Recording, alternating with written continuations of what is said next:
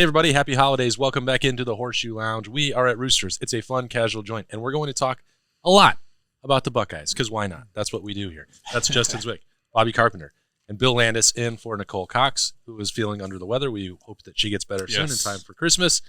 But we also had to have Bill in because he was behind camera last week making a bunch of bold claims that had Jay-Z. Yeah, got to score. People said, well, who was that? Who said that Georgia's going to score 40? Well, there he is, this the guy. face to the quote. It was me. Why? Do you still feel that way a week later after breaking this stuff down a little bit more? I do. I actually kind of feel more confident in it. That Georgia's going to score 40, Bob. Here's the thing. I think it's mostly because that's what good offenses do in college football. Like even last year, Georgia's defense was incredible. Alabama put 40 on them in the SEC championship game because that's what really good offenses who can throw the ball that way. That's what they do. Would you define Georgia's offense as a really good offense? I would, yeah. I think it goes about it in different ways than maybe people are accustomed to. But yeah, it's top 10 in like yards per play, top 10 in scoring, top 10 I think in yards per game. So it has all the metrics I think you would want of a really good offense. And Ohio State's defense, for as good as it's been this year, like hasn't played anybody particularly good. And in the handful of games that it has, it's given up a ton of big plays. It gave up. I charted this last week, which is why I feel stronger in my opinion.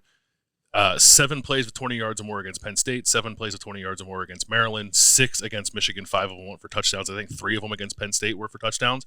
It's just really hard, I think, to keep offenses like that in check. And Georgia's offense is probably better than Penn State's. It's better than Maryland's. It's comparable to Michigan's. I think maybe a little better than Michigan's too. So I just think it's kind of the name of the game now, which is why Ryan Day said whenever it was the Sunday after they got put in, that they're going to have to score 40 points to win this game. I think he sees it too. That's just the nature of the beast, I think, anymore. My question for Bill was, did you look at the Kentucky game and the Missouri game? And he said, no, I only looked at when they played good teams, which I guess is fair.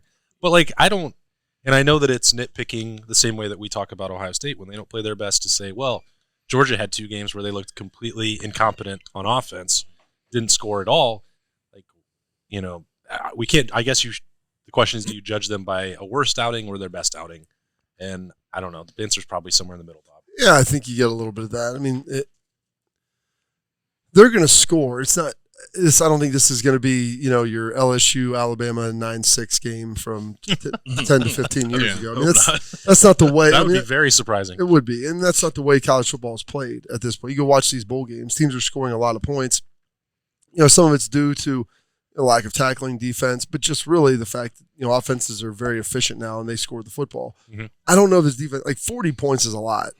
I could see this game being in the 30s. I could also see, and remember this could feel a little bit like Super Bowls where, no one comes out and is overly aggressive early on because it's easier to lose the game early than it is to go out and win it. And so how aggressive do you want to be, or do you want to keep it close, begin to kind of see how the game feels and understand what's going on, and then, then make your run when you feel like you kind of understand what they're doing, as opposed to like, hey, we're going to be ultra aggressive. We go out here, and next thing you know, we've turned the football over a couple times, had a couple 3-and-outs, and we're down, 21-6. So I don't, or even just a big play. We're taking a shot up. Pick 6 or interception early in the game. That's a huge momentum, change, and you kind of want to feel each other out, like Bob's saying. However, though, the one thing, it seems like Ryan, after the Michigan game, felt like maybe he should have been a little more aggressive. And I don't know if that's aggressive starting the game, or maybe if that's being more aggressive on a third down or pushing the ball down the field. Aggressive people be more aggressive. What does that mean? How is that in your play calling and your decision making of how you're operating the game? There's a lot of different elements of that, but I do feel like they probably will maybe lean in a little bit more on that early on. Mm-hmm. So we'll kind of have to see ultimately how that plays out. But 40s is a lot. I think this game will probably reside somewhere in the 30s or 40s. I think if Georgia's scoring mid-40s, I think that's a bad situation. Not that I don't think Ohio State can score 50 on them, but I think this game feels a lot better if you're getting a chance to win this thing, 38-35 or 42-38 or something like that. Yeah, coming into today, I was thinking like, all right, who's Georgia played? What could possibly we look at to see where we might see a team that can throw the ball, score the ball like us? And that's Tennessee in my head. I think they're very explosive. I think they can do some fun things downfield like we can. Scored 27 points against Tennessee. And Tennessee's defense, right? I imagine we are better than, statistically speaking, Ohio State's defense is better. So I put more better than the defense that gave up 63 points to South Carolina. Wow. Well, Bold claim. Yeah, right. So I put Austin I just put got a lot stock. of hate for Tennessee. He does, and it's. I But understand. it also I means understand. that I know it. a lot about that comparison. Well, this year, let's just say this year, All right. Tennessee was the cream of the crop there when they beat Alabama. Everybody was in love with them. Big game. Yeah. Tennessee, Georgia, right? Mm-hmm. This is another big game. So you saw them perform in a big game. You know, the Kentucky's, the Kent State's up by 2 at halftime. You know, I don't put much into that because you can, get kids come out, they play up, down to the level of their competition, and a lot of different things can happen. So in a big game against a bad defense, they scored 27 points. So I can understand the 40 bowl games. Yes, you have a lot of time to scheme and do things against these defenses. But I don't know, man. If they're up to 40, it's going to be an exciting game, I guess. I mean, I think a lot of points is always fun. Yeah. The thing with the Tennessee game, like that was the day that Ohio State played at Northwestern. Remember, we were watching that in the hotel room, and at halftime, I think most, if not all, of those 27 points. Yeah, were I guess in the it first did half. come right in And the then second half. And then it started to pour. Yeah. And neither team really moved the ball that well. That doesn't totally dismiss the point because I think Georgia too might be the kind of team where if they know they're controlling it, was like 27-3, I think, at halftime. Yeah. Maybe they're not going to push the envelope in the same way Ohio State will because Ryan Day likes to score 60 points when he can. I don't think Georgia cares about that all that much if they don't have to. But it's a good point. And with the weather, they've not been firing on like all cylinders every single game, and they've not played tremendous defenses. So I think there's validity to those points. Ohio State's defense against even average offenses just has not really been up to snuff for me. Which games did you look at, Bill? For Georgia? Yeah. Tennessee, the SEC title game, and Oregon. I'd be curious more, like, at this point, if I'm going to keep talking about it, maybe I need to look at what happened against Kentucky, or I know I watched the Missouri game. Like, what did they do that lended itself to success? What is it that Jim Knowles could learn from that? Because he's under the gun here, Bob. He is, and I think he knows that. You go back, like, big plays. What are they a cause of? And there's a lot of reasons. Most notably, 2 of them are going to be scheme busts and missed tackles. 2 or 3 are missed tackles, yeah. And, and some of that is a missed tackle, and then also just with what you're doing. Missed tackles aren't the end of the world. Missed tackles on the front end are first down, back end, or touchdowns, especially if you don't have any help and you're in some sort of man-to-man coverage. And so that's what we saw a lot of against Michigan. What I don't felt like we've seen, and there's been some times where this has been the case with some of the defensive backs, maybe earlier in the year, especially the corners, they're going to have to play well. But the one good thing, you talk about Penn State, like Penn State's receivers are better than Georgia's receivers. Yeah, I think Brock Bowers is the best receiver. Brock Bowers is, and they're going to move. You're talking per position, I think. Yeah, and they're going to move him around, and they're going to do a lot of different stuff with him. I like our safeties on Bowers as much as you can like any safeties on Bowers. He's really good. I mean, he's a hybrid, an H-back. I mean, he's not a true tight end, but he's their best receiving threat. But this is in a situation where they're going to go out wide and do a lot of stuff out there. I mean, McConkey should be back and healthy and ready to go, but that's not really how they like to play. And so a lot of the things, it hasn't been like physical deficiencies. It's things that are, you've got to improve on them. And so they have 3 weeks. Can you lock in and make sure, Cam Martinez keeps eye control back and keeps eye control on his man, and when you're playing man-to-man coverage and not look in the backfield, you make sure, that Cam Brown gets a guy to the ground, that Tommy Eichenberg doesn't get too heavy on the guard and get off his guy. They're very correctable mistakes.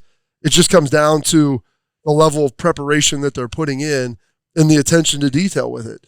I had a coach, Paul Pasqualoni, who said football is not a casual deal. There's nothing, you can't just, this is not a casual deal. They're going to have to play well to win. They do not have to play perfect, but they do have to play well. And if they do that and execute, I'm fully confident they will have a shot to win. Then it comes down to making the plays at the end of the game. And the coaches, they'll call them up, but you guys ultimately have to go. They have to make blocks, make tackles, and make plays on offense. Yeah, I think to that point, if you watch over the course of the season, are you more negative than Burn, Bill? No. Is that what we're finding out? This is actually going to be, I think, a fairly positive point, which I think backs up what you just said. These big plays are going to happen with this style of defense. You have to allow for that on some level. It's just that for whatever reason, the first 11 games they gave up these big plays, rally, hold them to a field goal, rally, get them off the field somehow. And red zone defense against Michigan, all 5 of them go for touchdowns. That's the problem. If they're not touchdowns, and I think you can live with it. It's just, are you going to make? I think Jim Knowles says we're okay with giving up a certain number. Yeah, 5, right? Yeah. So it's like, we understand this could happen, but to your point, Get them to the ground. you got to get them to the ground, hold them, and then you can, bend, not break. Because they've been good in the red zone. Like their red zone defense had been really good. They're third down for the most part. If you have a consistently good red zone defense and third down defense, you can give up some big plays, but understand it's going to be really tough for them to continue to drive and really continue to convert as well. Because you can be much more aggressive in the red zone because you have much less field to defend. Give them a yard, Bob. Oh, give me a yard. I'll defend it. Give me a yard. It's a great line. Give me a yard and I'll defend it.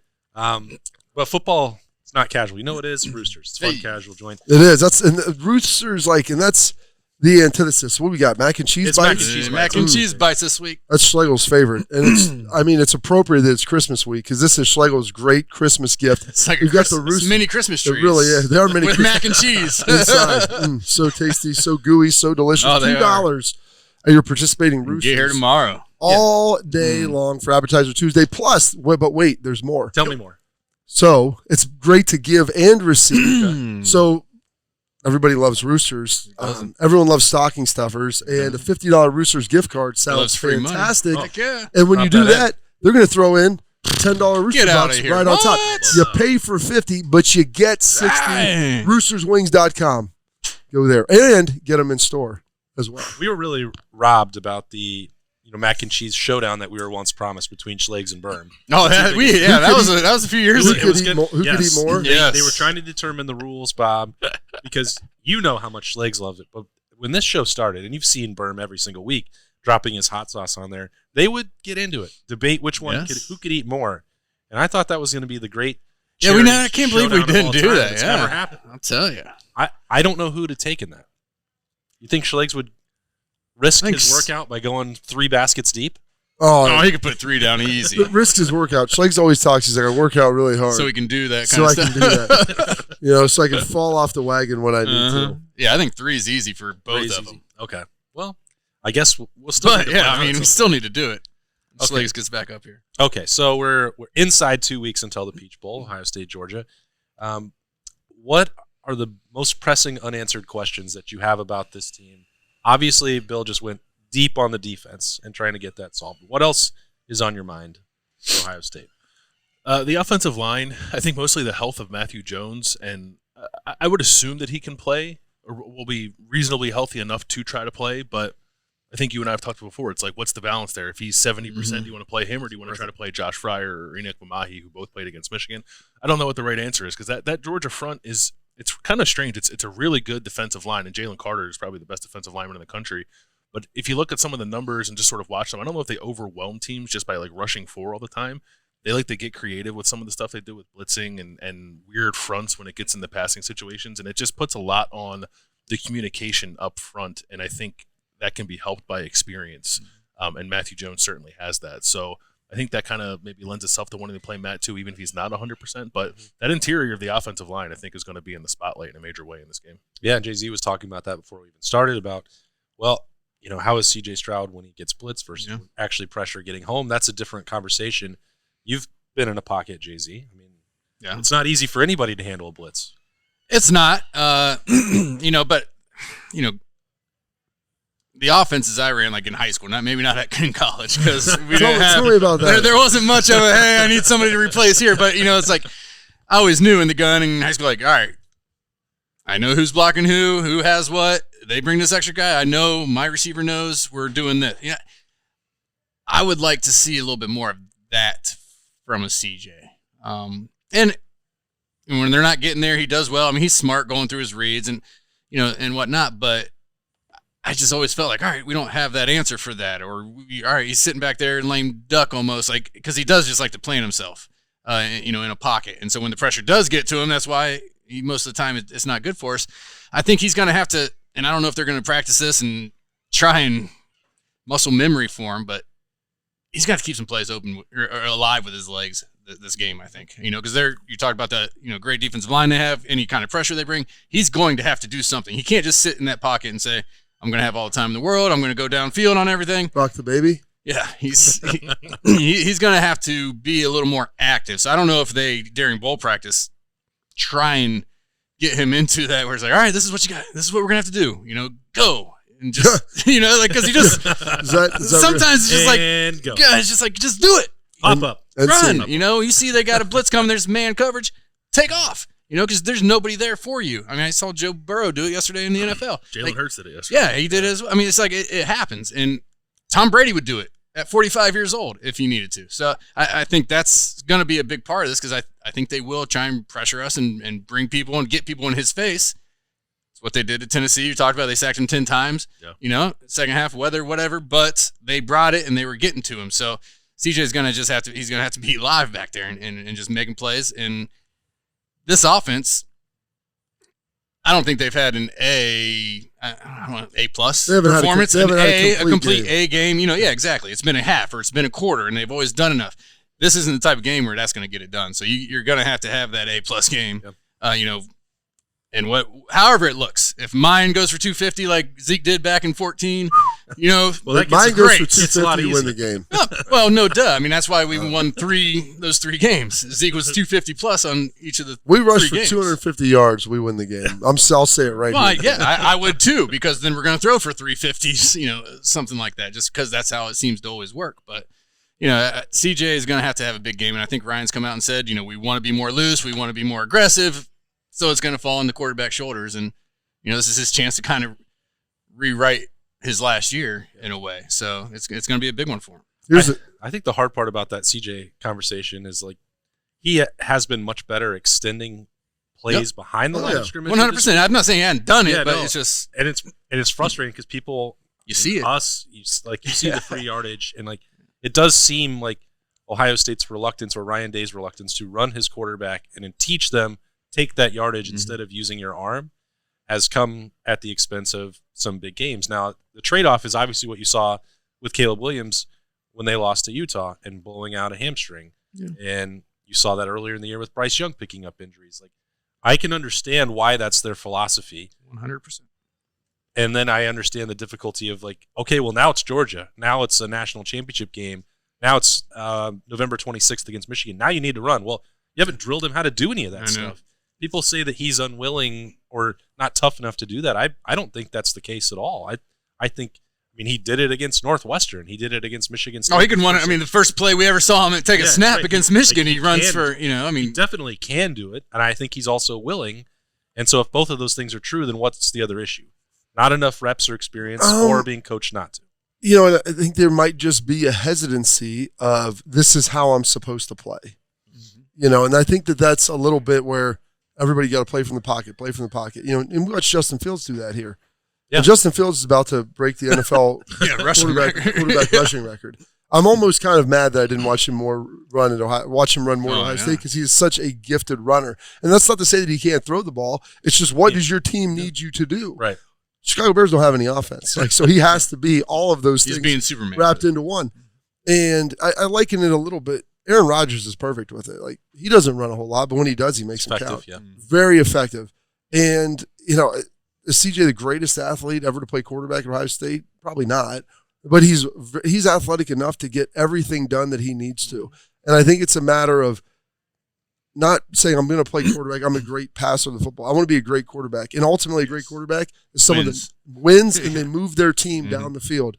And whatever that means looks at that time. Yeah. Whether you're hitting the ball off 10 times in a row, whether you're running to pick up that first down, it doesn't matter. If it's, everyone throws 60-yard bombs, whether you're throwing the beloved bubble screen when you have to. Exactly. Whether you're pulling it down. Like, I hope we forget those. You've got to do whatever it takes. And so I'm hoping that the plan to win, if you will, we haven't heard the plan to win in a while. Yeah.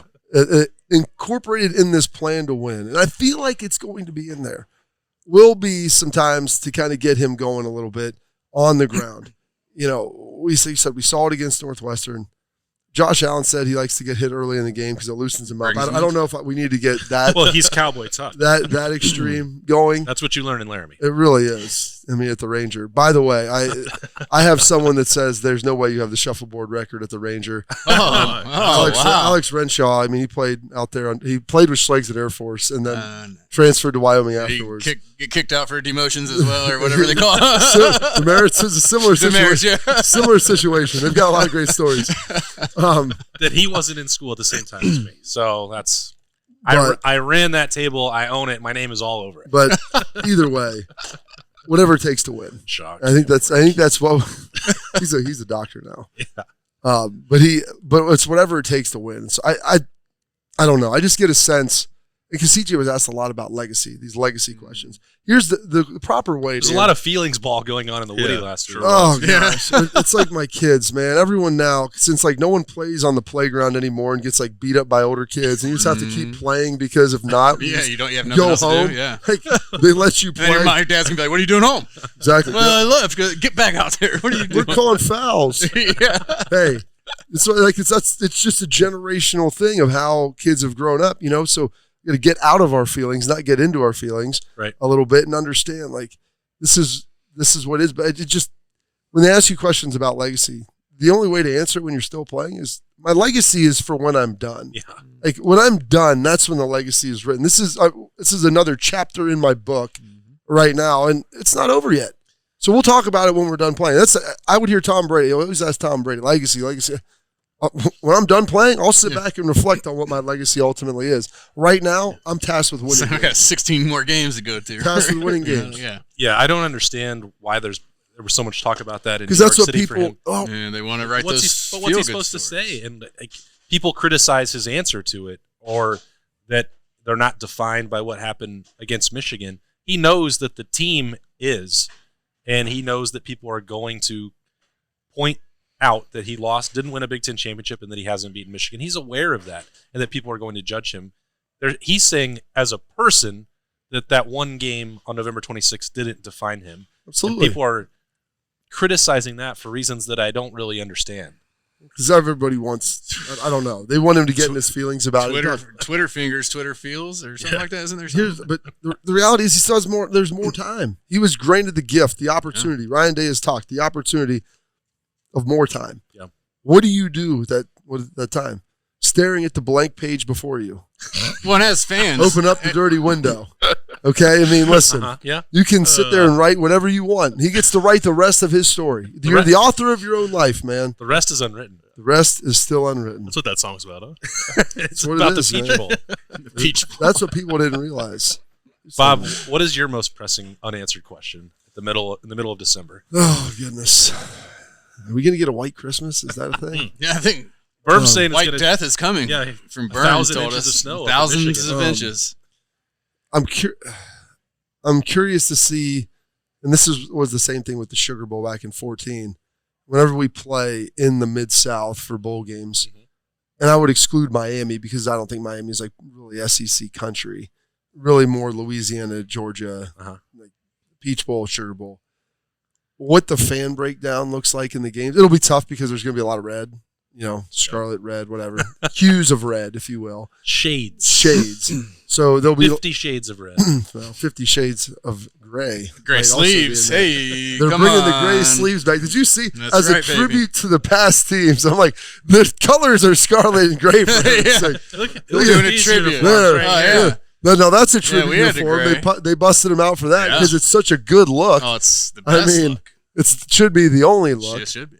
Otherwise, you're just being Rutgers or Wisconsin. Exactly. I mean, it's brutal. But either way, like what that ultimately looks like, because I think it'll probably be about 60-40 Georgia, maybe 65, 65 or 65-35 Georgia. I don't know. So it's not going to be this overwhelming, crazy environment, but it's not going to be a pro Buckeye crowd, to say the least. So they're going to have the ability to overcome that. And then, frankly, like I think this defense, who's played well all season long, got a little stung. I mean, Maryland a little bit, but that Michigan game, like those big plays, man. I mean, it's a pride shot, especially when you look and you're like, good play. And you like just put your head down. Like, why? Right. Why? Can we make a tackle? Can we keep our eye control? Can we be in the right gap? Like, and there's a lot of proud dudes over there that are pretty smart, who understand. Like, hey, despite what was going on the other side of the ball and this night, if we don't give up these plays, we win this game.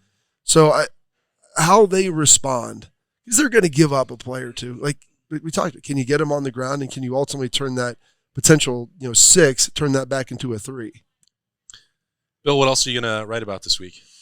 Oh man, I don't Staring know. at the blank page, Staring blank at the screen. page before Blank me. screen before you. Yeah. I don't know. There's like some individual guys that I'm interested in on Ohio State, like guys like Mike Hall, who I think like we've just not been The able reemergence. Yeah, we've just not been able to see like the full. Yeah, Full Monty. We saw potential, the 3. full- yeah, I don't know if we want to see the full Monty, but That might be might be informative. it's like it's a penalty. I don't know. The guys like him who have been nicked up with injuries and just haven't been able to put sort of their full array of talent on display. Stamp. Full stamp on the game. There's a couple. I think he's probably the biggest one in my mind, at least on the defensive side. But just you wrote about it earlier in the week. Guys who have a chance to get healthy here, like okay, you're healthy or healthy-ish, healthy as you could possibly be. Healthy as you're going to be. What's that look like? Yeah, especially Mike Hall, because that changes everything. We've talked about, well, how will Jim Knowles want to manage the secondary? Guess what? It doesn't matter quite as much if you get that pressure going, which like there's just a huge drop off from what we saw from Mike Hall the first 3 weeks when he was healthy, or the 7 snaps against Michigan State even when he wasn't.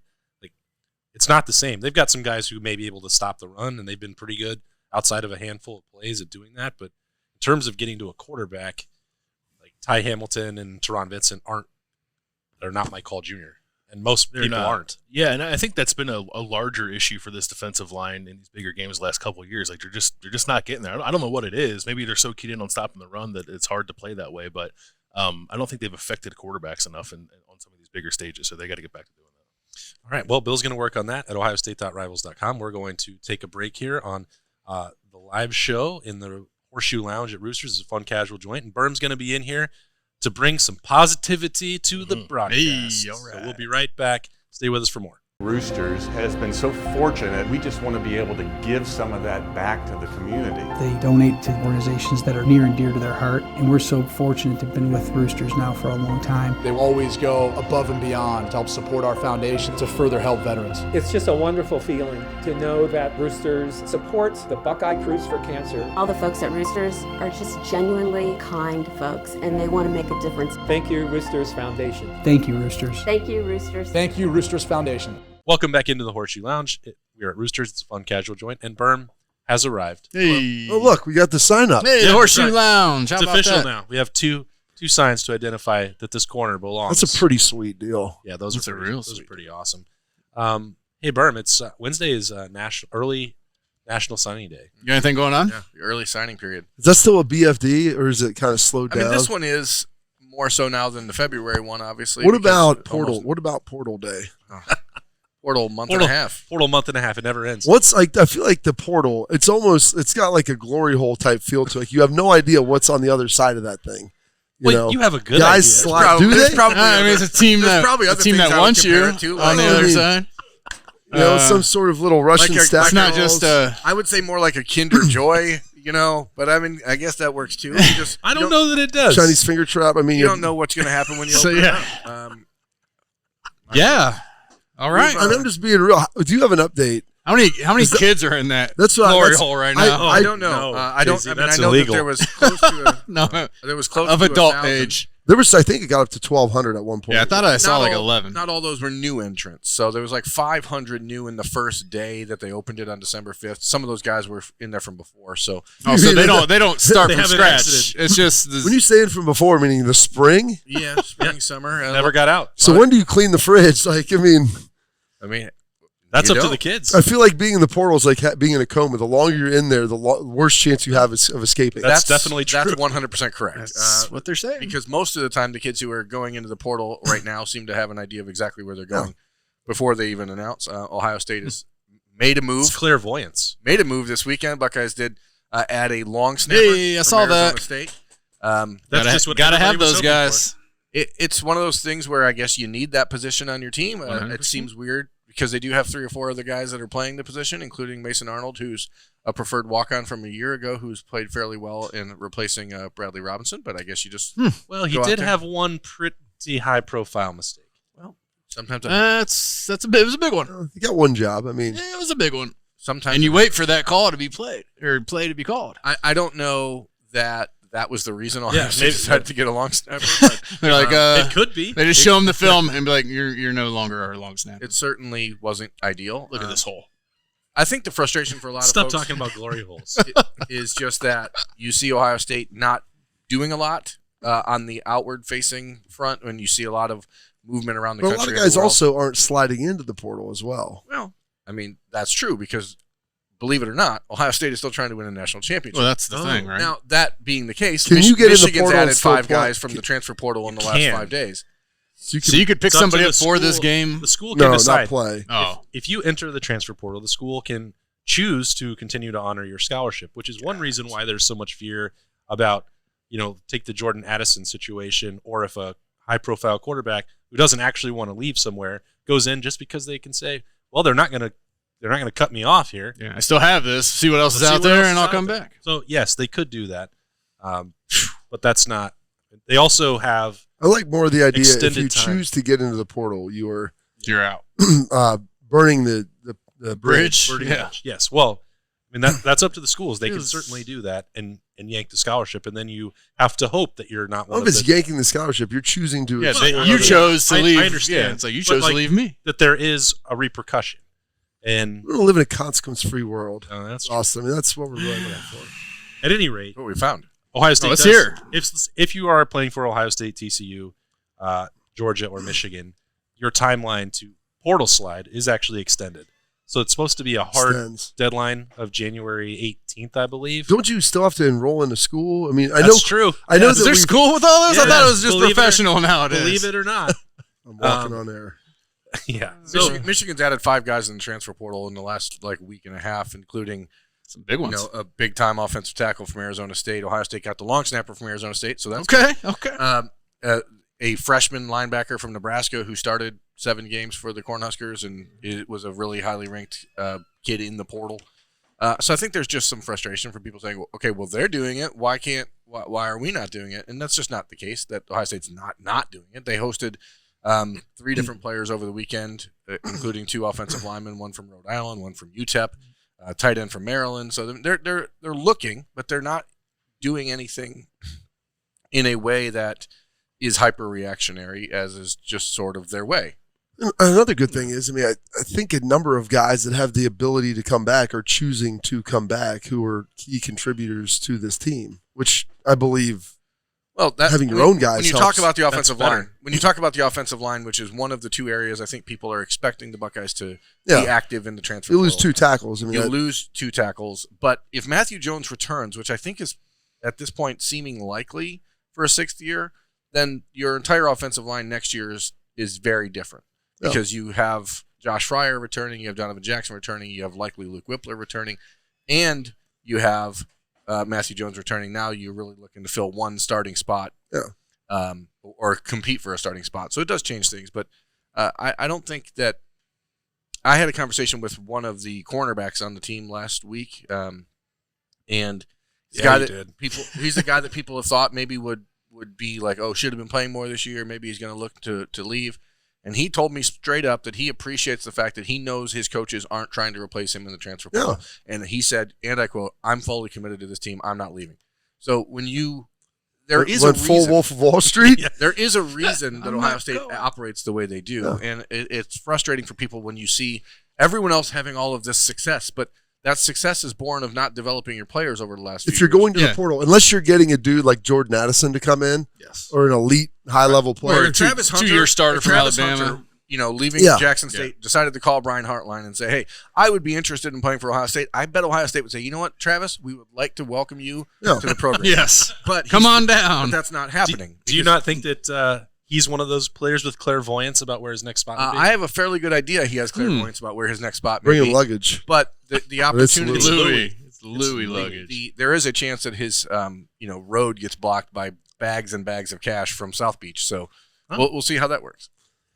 But that's Isn't it nuts? it goes back to, like you said, the need for the portal is if your guys are leaving themselves, or if they're not capable, you don't have trust and Or if capabilities to you're play. a new coach coming in saying, Yeah. man, our roster's pretty. We got to go find some. Mel Tucker, his first year at Michigan State, found some really good And ones in the second, Tucker. and third. Well, yes. He's but- chosen that as his permanent philosophy, Which is not sustainable. It's not tough to continually hit on those guys, Yes. build 'Cause that they're type of leaving culture. for a reason, right? In most you cases. recruit these guys out of high school, and it's tough to sell people on a vision and a pathway to the field if everybody you recruit never sees the field and you always just go get guys out of the portal. Mhm. And so like you said, that anonymous defensive back that you talk to, who you may or may not be in a long-term relationship with. You guys are get a Christmas gift. It's a different one. Were you sharing Christmas? You recruit high-quality individuals who you're committed to. And if you have a great relationship with, like, hey, they know the reason why they haven't maybe played as much, and it's they believe that and they understand that to be factually accurate, and they're not delusional about this.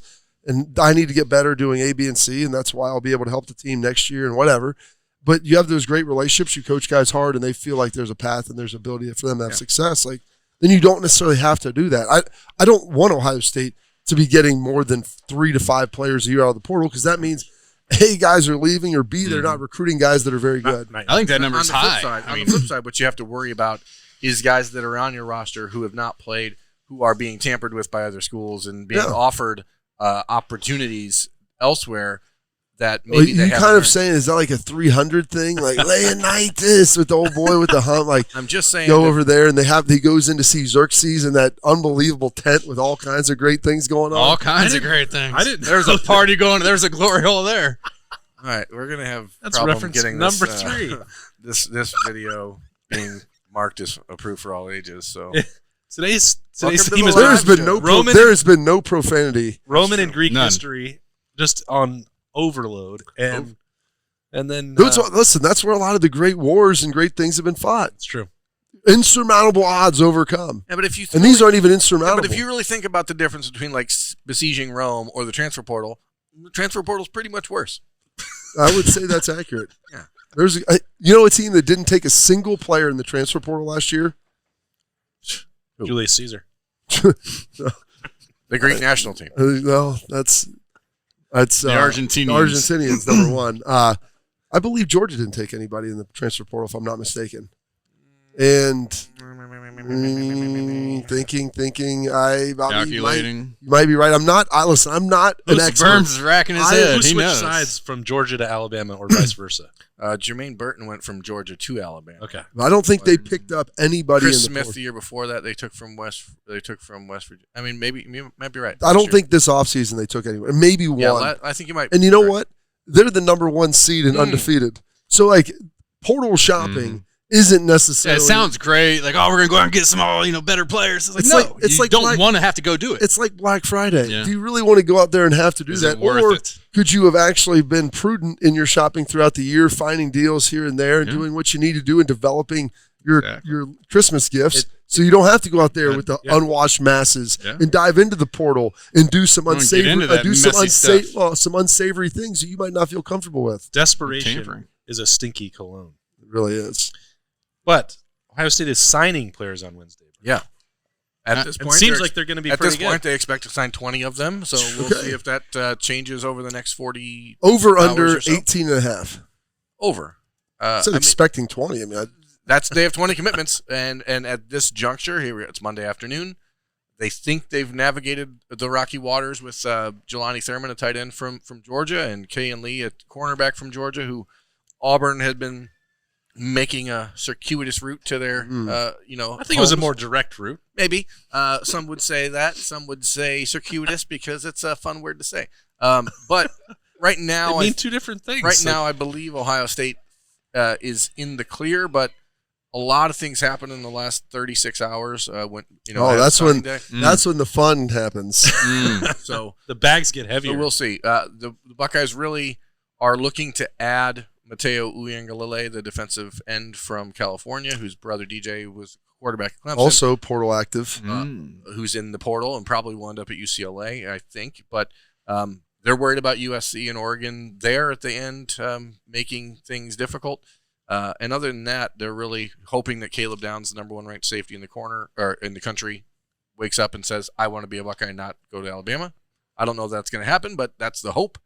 And then there's a defensive end linebacker prospect from Indianapolis, who will be signing this week, but not announcing till January 7th. So there shouldn't. Hold up. So they're actually having they are officially designated in part of a class. But so he will be in school. So the coach will technically be able to talk about them, but then. will not. But will not. This is for the reveal for the 3 weeks. This is amazing. So that he can make his announcement at the All-American Bowl in San Antonio on January 7th. Is he an early enrollee? No. That would give it away. Yeah, because then you'd be like, okay, well, hey, class director. hey, this guy's in class. That's Joshua Mickens, former LSU commit. I think Ohio State is the team to beat there, but we won't know. Interesting. It won't be public until January 7th. You ever seen that before, Berm? Yeah, it's happened a lot. Does last it? couple of years. Yeah. That's remarkable. Hero Canoe did that last I year. remember that. Hero Canoe was the one who had done that. So. It's happening more and more because the kids, the All-American games used to mean something because that was the day you had a bunch of kids making their commitments. But now, because of the early signing period and the early enroll, you know how much I love those parents. You just can't keep it secret. It's not going to be kept a secret. So I love the parents. Robbed of those opportunities to throw up the gloves and the mom shake the mom like, no, this is what I wanted you to go to Bama. This is not what we talked about. I mean, thought we discussed this before. I packed different gloves. I had in a your bag. job. I had a job. All lined up. You ruined my life. Yeah. This is not that far from Auburn. They figure out a way to still get employed, I bet, in Auburn. That's remarkable stuff. What are the chances that we get DJ's brother? 33%. Oh, wow. I mean, it's good. Going out on a limb there. Yeah, 1 out of 3 finalists. All right. Look, I'm not all weighted evenly. Wow. The reality is Ohio State has been the team to beat in this recruitment for the last year. They feel like they are in a position to win the battle, but we are in a totally different world, and you just don't know what can happen. Did he have an official visit here? He visited officially in June. Okay, so it was a while. Came back for the Notre Dame game and was here in Columbus for that weekend. Was a number of his teammates at St. John Bosco. That's where Court Williams is from. Wyatt Davis is from. Jailhouse. Mateo is... I had dinner with Court last night. Thick neck. Mateo is a guy that could be a even with the banged up shoulders. 5-star tight end if he wanted to be, but he's a defensive end in the Ohio State mindset, and they're just at this point you're just worried because you don't know what happens because there are no rules. Is he a signing? He's signing and announcing. He's signing and announcing at the same time. Can you sign and get in the portal before you actually? Yes, I mean Brew McCoy did that from Texas. I mean, everyone talks about like signing being a big deal. I'm like, but if you can transfer without penalty, like. I'm still open to offers. Yeah. Well, this is the weird thing about the transfer portal. If we go back to that, is that the window's still open until the 18th. There was this idea that you could have one free transfer. There was an idea that was once Rome, and now you can do whatever you want. JT Daniels is heading into his 5th program in 6 years, and no one cares. There's a lot of things that nobody cares about anymore. Who will help me carry him? I mean, someone's going to take him. Someone's going to take him. That was a 5-star Babe. A 5-star quarterback coming out of Monterey. If you look at the JT Daniels career arc, this kid skipped his senior year of high school to enroll early at USC, and now has played 5 different programs in the last 6 years. Wait, where did he commit? He went to USC and then West Virginia. I'm hoping that USC, then Georgia, and then West Virginia, and now he's. I'm hoping he make his 4th Power 5 program. Good for him, dude. Or 4th. Dude, go and tear your ACL and get another year, and then go somewhere else. He's been eligible every step of the way. There's never a problem. Your 4th Power 5 conference. Like, think about that. Emory Jones. Yeah. I mean, is he still playing? Yeah, he's going to probably end up in Cincinnati. How about our guy Tate Martell? Is he playing anywhere? I think he finally did gave retire. it up. He said Jack Miller got some run over the weekend. You guys see that? Oh, Florida Gators. It wasn't necessarily. What was that a terrible performance? A good offensive performance. Gosh, wasn't he at Ohio State? I'm like, well, I mean, they went with CJ, so somehow Florida is now emerging as the leader to take transfer Grayson McCall from Coastal Carolina all of a sudden this morning. So they should look into Emory Jones. Weird. Right, Emory Jones going back to Florida? He's going. Emory didn't someone transfer back to where they were? Who was that? Yeah, the Clemson guy that you guys thought was still at Northwestern. No, but you're also talking about Austin Stogner, the tight end from South Carolina, who went to Oklahoma, transferred to South Carolina last year, went back to Oklahoma. So it's so amazing. Like it's incredible. The credits. I mean, they just fire your stuff. Oh, you're already in the system. This is good. We can joke about it, but just check the box again. It's so disgusting what has happened to college football in such a short period of time, and it's only going to get worse. It escalated quickly. So can it get much worse? How can it get much worse? Because of the rules now. How can it possibly get worse, Eddie? We're on the threshold of hell. We simply there's going to be some changes here that come up with the National Labor Board and all this stuff. National Labor, my goodness. It's going to happen. It's going to happen. They're all going to be employees from the Labor Board, and I'm here to help. They're all going to be employees of the NCAA and the schools. It's going to be just disgusting. Hold on. One last thing. Before we get on. Something's going to happen. NIL. Now it's legal. Well, it is. NIL contributions versus contributions to the athletic department at large. Where are we leaning with this? Where's this snake, this little serpent kind of slithering to? Like what do we ultimately need to get done here? Because I feel like $90 million in TV revenue should solve a lot of issues on you would think so. I think what needs one solution. We need 13. Is that the NCAA needs to say, schools got this very wrong, and the schools need to be allowed to participate in the collectives. They need to be able to distribute the funds, how they see fit, designate where the funds go, manage their own salary cap, I guess, for lack of any other term. Like right now, they're not even allowed to. Well, every state has its own rules, and that's again a major issue that's going to prevent state schools as opposed to USC or Northwestern, which have had these labor boards involved. That's why that's not going to be able to happen across 50 states. So I think that's why it can, because if the NCAA is viewed as their employer, not the school, that changes things. Well, we just got a new president, but current governor, soon retiring, of Massachusetts. That may not experience. That may not matter because of hiring practices that are different in all 50 states. That's something that has come up with trying to talk and repeal about the limits on coaching staffs, which we thought was going to be approved. When did that? I thought that was like something that was imminent. Well, it was, and then they all realized, I guess we can't actually do this because not all states are allowed to hire people with no actual purpose. So, what do you mean? The purpose? We got a whole compliance office here. The purpose is to coach ball. We got 30 people. Well, it turns out that some places that have been doing that in the South, they weren't doing real jobs. So, I don't know. The old no-shows. Anyway, my point is, Bob, Sopranos. That the schools need to be allowed to participate in that. That's got to be one of the solutions. Will that happen? I have no idea. What was floated to Bill and I last week was that the federal government may become more interested once tax returns are handed over. Once they realize that these guys aren't paying their 1099s. Or that the collectives aren't, accounting for all the There's money. to be made there. The government will come find it. I would have paid my taxes. I didn't have any money. Anyway, I don't know. I've learned way too much about this stupid stuff. Yeah. It's good. And it still doesn't give me any clarity. Incredible. Because it's changing. You know what you need to go back? You can go over to the, oh, goodness. I'm blanking on his name right now. My man, the astronaut. John Glenn? John Glenn, the John Glenn School of Public Affairs. And you can get up to date, start taking some classes, guys, and then you'll be able to understand and navigate this world. I know that's why you got into sports. That's what you guys need to sports do. Journalism. Yeah, to do that. Maybe get a law degree while you're at it. Yeah, go for it. Right down to Mort's. The things that I've had to learn covering college football are so different. I thought I'd have it easy. That I'd just get to cover football. Tennessee, you thought all you have to read is I did have to do that. That's what I had to learn. That was the next step in my journalism education. How to go. Where do I pick up the police report? You know what I can't wait to talk about? Dylan Raiola. Ohio State. Oh, my gosh. No, you don't get to do that.